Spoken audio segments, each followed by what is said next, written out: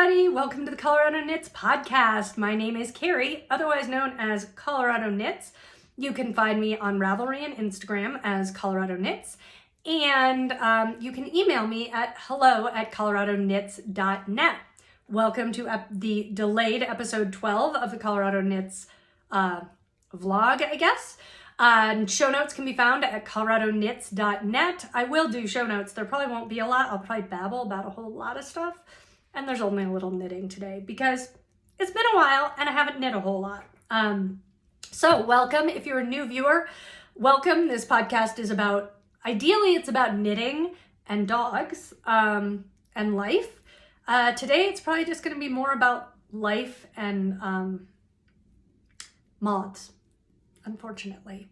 So lovely little pollinators, as my friend said. And then when I told her they were clothing moths, she changed her tune a little. So Miller moths are awesome. Clothing moths are the work of Satan. So I hope this finds you all well. And I apologize for the delay. It has been over a month since my last podcast. I was just starting to get like normal and in the rhythm of things and stuff. But as you can tell, I'm in a new locale. There are no polka dots behind me. It probably sounds different for a couple of reasons. I do have YouTube music for dogs going on in the other room. And I am in our new house.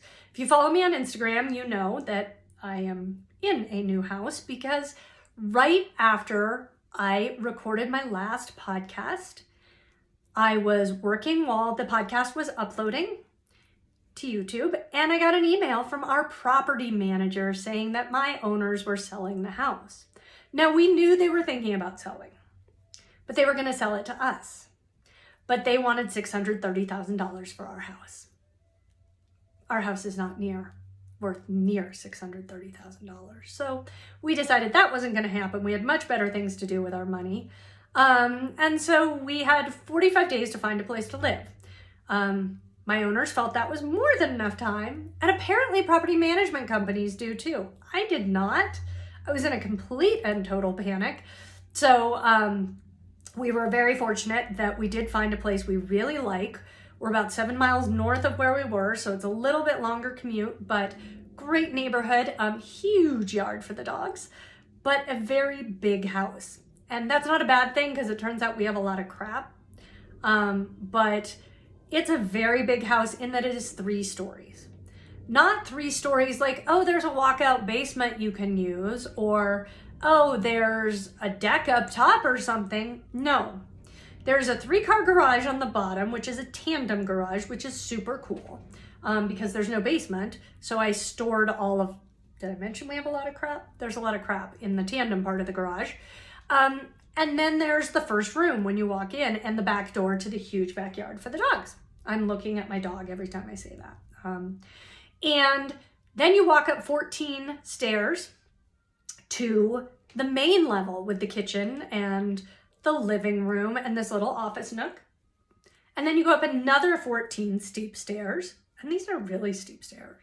I'm looking at the ceilings. They're like 12-foot ceilings. And that's where the bedrooms are. So you are always walking stairs in this house. And I joked that while I was moving, I should have buns of steel when I'm done. I don't have buns of steel. Probably because I ate my way through the move too. Total stress. I ate my way through the move. So that is, that's why I haven't podcasted in a while. And I'm still getting settled. We started moving on April 10th, and we had to be out April 30th. So this is the first Friday that I've actually been in the new house without having to do anything at the old house, whether it be cleaning or anything like that. So it's lovely. I got a lot of work done this morning on my work from home day, and the dogs are just starting to get settled. We're getting settled. We've met our neighbors. There's an adventure in that story that I will share at the end. But things are good. So I apologize for the delay, and there's really not going to be a whole lot of knitting that I share with you.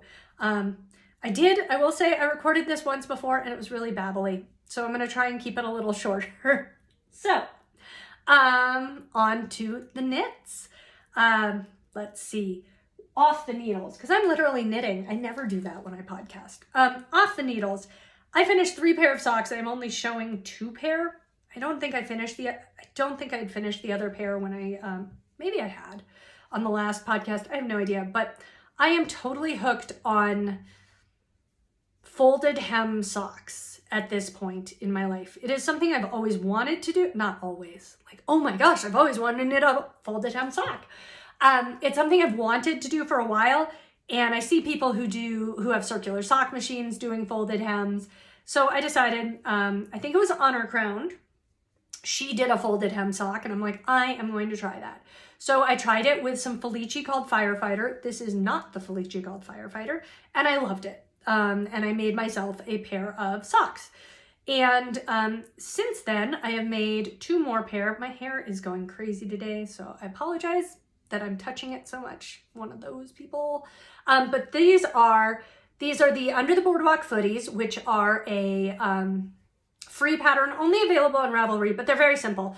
They're just a cuff down, heel flap and gusset sock with a couple of short rows in the back. So if you know short rows, you could do it yourself if you are not on Ravelry, but it's a free pattern. There's a link in the show notes, but it is Ravelry. So I do 18 rows to make a folded hem. When I originally, the first pair I ever did, I'm like, I'm gonna like do Judy's Magic Cast On with 2 9-inch circs, and I'm just gonna be able to zip, zip, zip. No, they got in the way. So I instead did, I used contrast yarn and just knit 3 rows of contrast yarn. Great thing is you can do any cast on or anything, it doesn't matter. And then I do basically the way you do a forethought, afterthought heel. I fold it over, pick up the purl bumps, and cut off the extra yarn. These are size 7.5. These are for my sis. No, I think these are for me. I don't know who these are for. I haven't worn them at all, but this is Felici, Knit Picks Felici in the base jump colorway. I realized during the move I have a ton of Felici. I mean, I knew I had a ton of Felici, but these were a great way.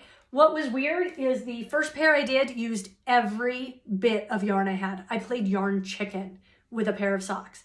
The next 2 pair, I had about 5 grams left over on each. And if you know me, I hate not using all the yarn. So these are perfect with the extra folded hem because it uses a little bit more yarn.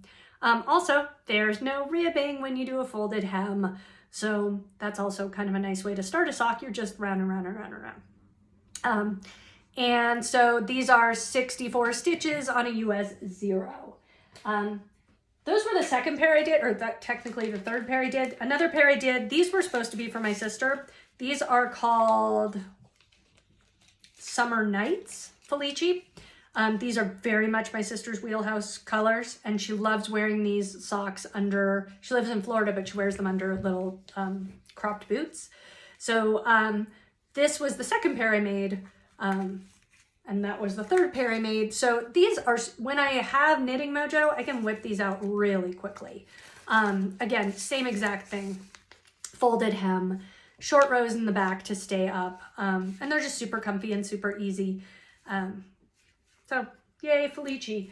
I realized I bought a ton of Felici over the last couple of years. Like at one point I bought the whole set that you can buy, but I only bought 1 set, which means everything has to be a shorty or helical socks or whatever. So that is what I have for Off the Needles. That is literally it. And it just occurred to me, I said helical socks because Krista, who always watches Knit One Pug 2, she keeps telling me, you should do helical socks. You should do helical socks. So instead of doing helical socks, Krista, with my leftovers, I have found something. I have the May 2022 socks by Dolly Bardwaj. And these, I just love these. They were a paid for pattern. I think they're just a couple bucks on Ravelry, and they're called May 2022 socks. And they're just, they're like a butterfly stitch. So you're just picking, you're wrapping and picking up wrapping extra loops, dropping them, picking it up. So it looks pretty cool. And a fun way to use some of my extra yarns with some of the solids I've been purchasing. So, so instead of helical socks, I can make these. I just literally saw that sitting here in my office. That is literally all I knit. off the needles. I do have projects on the needles, including what I am knitting as we speak, which is shocking, a folded hem Felici sock. The only reason I am knitting this color, there are two reasons, is it was stuffed into my yarn cabinet when we were moving. It did not get put in my big box of yarn to move. It just remained in there somehow. So I had yarn to cast on.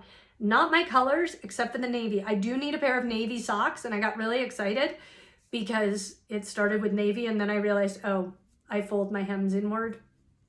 So you could fold them the other way, but I fold my hems inward so the navy doesn't even show. Oops.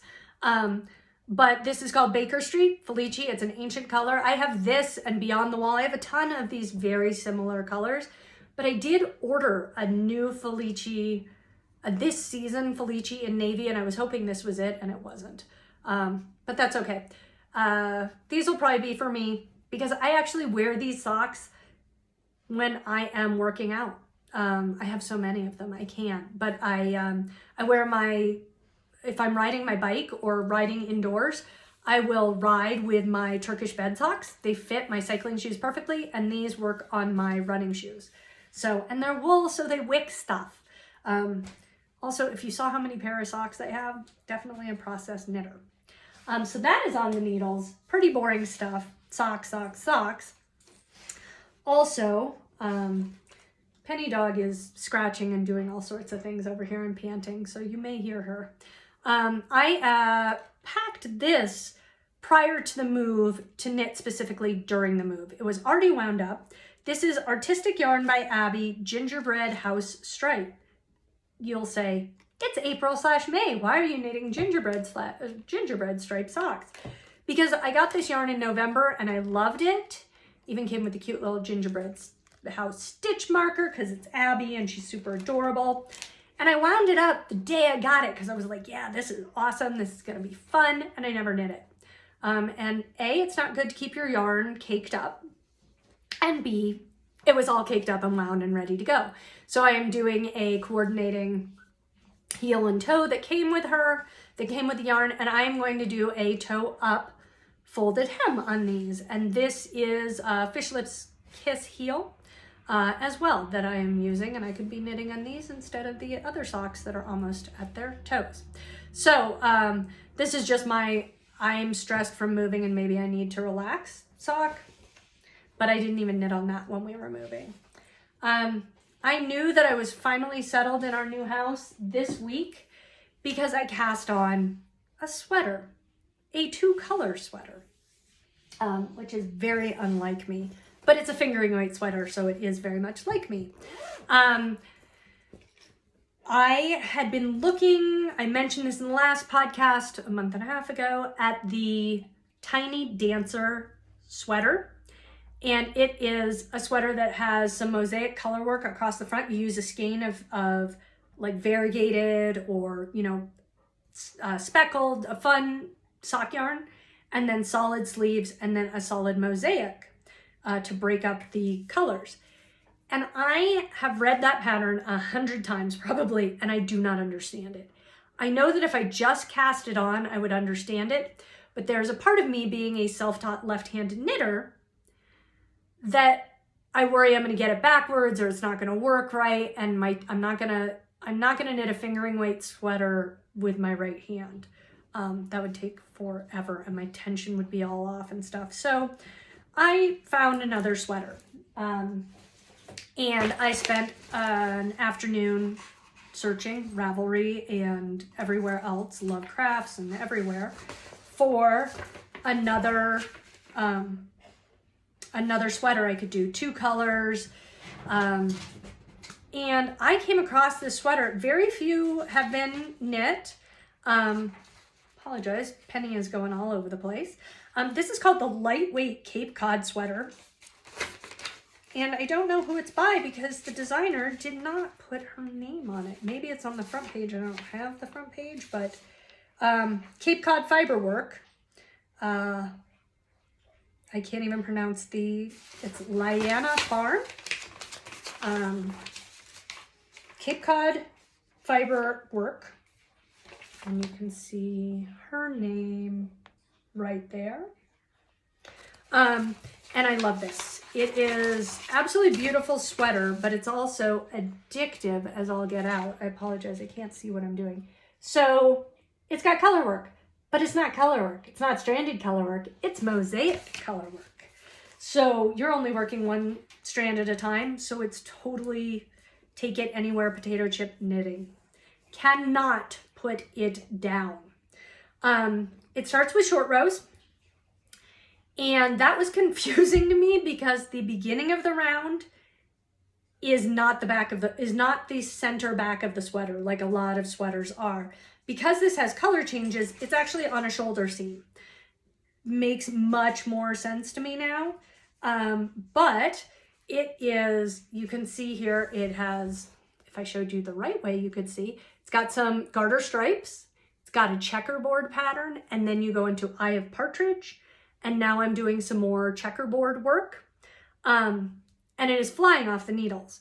I am almost finished with all the color work, so it's gonna be round and round and round and round and round and round in stockinette, and that's cool. That's gonna be mindless knitting that I can do during meetings. Well, I don't have that many meetings upcoming, but I can do it at home watching baseball. This part has been so fun. I'm really discombobulated today, so I apologize. I'm using Knit Picks Stroll. I went on a Knit Picks binge, obviously. Knit Picks Stroll in navy. It is 75-25. It's a workhorse yarn, but it's actually pretty soft. And then I am using Stroll hand paints in, I believe this is called Gumball. And I was disappointed in this color. I thought it was going to be super bright. There's two bright Knit Picks Strolls, and Krista, Knit One Pug 2, sent me some in our swap last year, and I thought this was the color that she sent me, and I think she sent me a different color because this, or it could just be the one that I've got. This is somewhat heathered and it is all orange. There's so much orange and teal in here. I joke that this is my Miami Dolphins sweater, but I'm still loving it regardless, and I'm already thinking I want to make a hot pink sweater with a hot pink base with pink, black, and white speckled yarn, like a light pink, white, and black speckled yarn up here. So, I mean, for the color work. So I'm already plotting and planning another one of these, and I'm not even halfway through it. I'm about to split for the sleeves, though. Probably tonight or tomorrow I'll split for the sleeves, and then it'll just haul from there. The other great thing about it is you do the color work, do a whole bunch of color work, and then you do the boring stockinette and the solid, and then both the cuffs and the sweater cuff, what is that called? The sweater hem, right before you go to the hem, it has color work as well. It has that mosaic color work. It's got the checkerboard. But you could substitute any of the patterns that she gives you. And so it's been really fun to work on. And this is in my Naughty Gnome crafts bag that's like 10 years old that I love. So that's been anything I've been knitting on. I have my blanket that I'm still working on that I'm crocheting. I haven't touched. I have a Sassy Spirit wrap that I absolutely love. I'm doing in navy blue and speckled yarn. It's actually kind of a royally navy blue. And I haven't touched that in a while, and it takes a little bit of thought. So I think that's why I haven't done it. Apologize. My dogs are now barking, and I'm hoping they don't keep barking. So that's what's off the needles.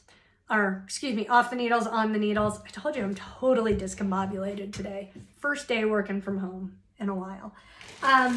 So I'm going to talk a little bit about what's coming up. Crinkle, crinkle, crinkle. I'll start with one thing that is coming up. I am going to try a new heel. And I saw that I had it in the stack of patterns randomly, so I apologize. I am going to try the CPCTC. Congruent parts of congruent triangles are congruent. Geometry. I hated geometry. Algebra, till the cows come home. Geometry, never. And they are these funky triangular heel socks. I'm just going to try them. Granted, I can do fish lips kiss in my sleep and a heel flap and gusset in my sleep, but I thought I would try these. I have no idea what they're going to come out like. If you have heard of the non-Euclidean sock by Sarah Jordan, these are the toe-up version of the non-Euclidean sock. She has 3 socks that she has done. So I'm going to try this. If I hate it, I hate it. I can rip it out. I will lifeline it on my next pair of toe up full length socks. So that's coming up. I don't know when. And another upcoming project, I think I mentioned this before, but this is the Bojagi. I have like 3 different combinations wound for this. But this is a free pattern by Knit Boop, and you can find it on her website. She was on Ravelry. She pulled all of her patterns off of Ravelry for accessibility.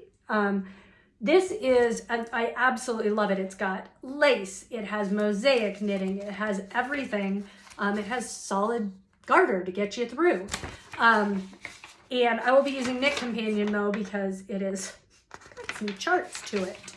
And it's super cute. It's just a simple 2 skein shawl, and I have a lot of solids with speckles that I can use. So those are what's upcoming. Additionally, I have one other thing that's upcoming, and it's very bright, very, very bright. If you follow me on Instagram, I did post this. I've had a hankering to do a sweater with mohair. I don't know why. It's gonna be 85 degrees today, supposedly. It's lovely and cloudy out right now. But everybody's doing them, whether it be a Love Note by Tin Can Knits or the Cozy Classic Raglan or a myriad of them. I am going to do a Cozy Classic Raglan with this beautiful Hawthorn Speckle from Knit Picks. This is like this episode brought to you by Knit Picks, but I get no money from them. And I've made a ton of sweaters in this. I've done shawls in this yarn. It is great. It's, again, another workhorse. It is an 80/20. And it washes great. And so they were having a sale on Aloft, or Aloft, depending how you want, what syllable you want to accent, which is a brand of mohair, and which is 75 kid mohair, 28 or 72% kid mohair, 28% silk. They didn't have navy. I could have used black. I could have used white. Not using white. I can't drive a white sweater. So they had royal, super duper royal. This is like electric blue royal. I know that the speckles and the white, things you never thought you'd say, the white will tone down the royal blue. It will tone it down a little bit, but this is going to be a bright sweater, which is not my norm. I usually get my pops of color from my nails and my lips, not the actual shirt I'm wearing. I do own a tunic dress this color though, and I love it, and I get lots of compliments on it, and my glasses are this color. So I don't know why I'm just so like, I can't believe how bright it is. It's so bright. But I'm excited. I'm going to swatch up for this weekend, even though I have a sweater on the needles. Really looking forward to it. Also, I have to wind the mohair into a ball because I hate these little bally skein things, and I'm dreading doing that. I have 5 balls of this. So that came this week. That is, I know what it's going to be. I have the pattern. I'm definitely going to do it. Everybody loves the Cozy Classic Raglan. It's just a simple DK weight cropped sweater. But because I was shopping at Knit Picks, and I had enough, Felici was out. They had no Felici, so I had no need to buy Felici. But they were having some sale yarns, so I purchased some more yarn. If you recall, at the beginning of the year, I was doing a more in than out thing. Yeah, I start a lot of stuff and never finish it. That's one of those things. I got 2 skeins of each of these Stroll gradients. They are discontinuing this color. It's called BFF. Super lovely. Pinks, pinks, pinks. I have the shakes today, so I apologize. My parathyroid surgery was supposed to cure the shakes. It didn't. This just means I'm an old lady. This is called BFF. My BFF's favorite colors are these colors of pink. I bought 2, so 200 grams, 900 yards of this. I don't know what I'm going to do with it. Before I bought it, I searched for patterns on Ravelry. You can even go through your Ravelry history and see what you searched for. None of the patterns that I looked at made any sense to me. So I don't know if I'm going to pair it with something, a cream. Again, I can't have white. Or a black or a gray. I have no idea. But another color that I kept gravitating to. These have been on clearance for months. I know they're discontinuing. Obviously, they didn't sell well, these colors, or maybe they just died way too much. FOMO. Oh my goodness, just look at that. So I have 2 of these. Again, no idea what to do. I could do another Above the Fold, which is a shawl I did from Carissa Browning that has a lace center panel and then 2 ribbons that come together. I could do those, but I've already done that. And yes, I do knit the same thing again and again, but I literally have already done that, and I would do it in gray and this color and it would look just like the other one. So I don't know what I'm going to do with these, but they're pretty. And I'm going to vacuum seal them up this afternoon and put them in my shelf and go from there. So those are the only yarn acquisitions I have for right now. I do have 2 skeins of yarn coming from Apple Yarns for their monthly sock subscription. Literally, I'm hoping to see the postal truck drive by because they are scheduled to be in my mailbox this afternoon. So I did mention I gave up on the more out than in, and there's a rationale for that. I also mentioned critters, moths. I've mentioned in several podcasts that we had moths at our old house. We do not have moths at our new house. My yarn is not in my new house. My yarn is in 2 70-gallon Rubbermaid containers with mothballs. Poison, toxins, pesticides, whatever. I didn't want to have to do that. I really, really, really did not want to have to do pesticides. But when I was packing up my yarn, I saw a couple skeins had damage.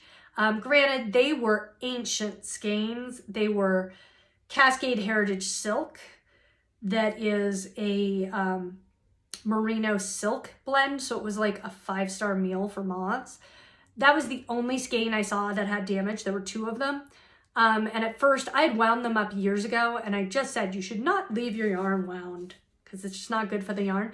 So when it was in the back of one of my yarn cubbies, I pulled it out and the rubber band sort of stuck to the back of the cubby. And I thought, oh, it's because we live in Colorado and it's just dry and arid. And then I kind of looked, and no, I don't think it's that the rubber band disintegrated, though that could happen. That easily happens here. I think that there were larvae in there. So all of my yarn had to be treated. And I tried the freezing method. My freezer in our old house was not cold enough, even though I had set it at 5 below. It just was not getting things cold enough. And so I definitely had that desperate times call for desperate measures. And I am using right now, all of my yarn is in those 2 bins. If you want to know how big 70-gallon bins are, a 55-gallon drum is what crude oil is in. They're what you think of if you go to Mexico. Folks deep fry stuff on the side of the road in 55-gallon drums. This was as wide as my Kia Soul. It did go in the back, but I had to fold the seats down. They are 2 feet tall, 3 feet wide. They're huge bins. And so they are decontaminating, and we have another bin that my husband put our baseball collectible clothes that we could salvage. We lost a lot of stuff to moths. The moths came from another house where we used to live, where we had a cedar closet, which I thought was super cool, and I stored all my out-of-season clothes in my cedar closet. I now know why that family that owned that house had a cedar closet, because they had moths in their carpets.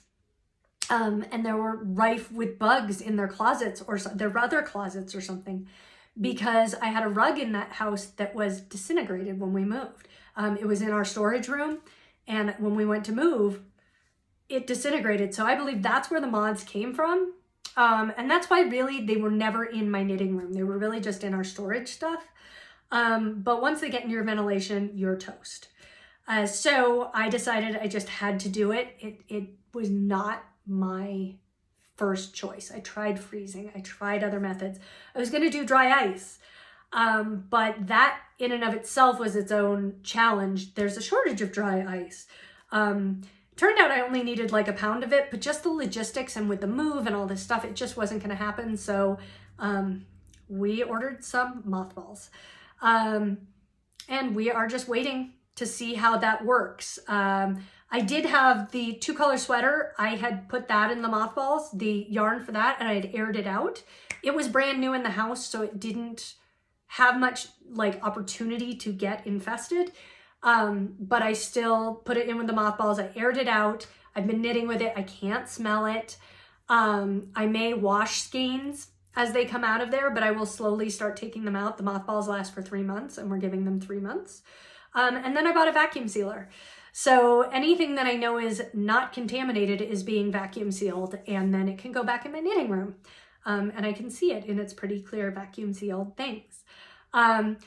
We have moth traps all over here. I do not believe they made the trip with us. We are vacuuming like religiously, like every day we are vacuuming, just to make sure. Also, we have dogs. So we ran our robot vacuum on the main floor, but anywhere we have rugs or anything, we are deep vacuuming all the time. The thing about cedar, I have a cedar chest. Did you know if you want your cedar to work, you have to sand it or oil it all the time? You have to keep it refreshed. The oil has to come out or it's not going to do anything. So even though I had a cedar chest that I was storing shawls in, it didn't do anything.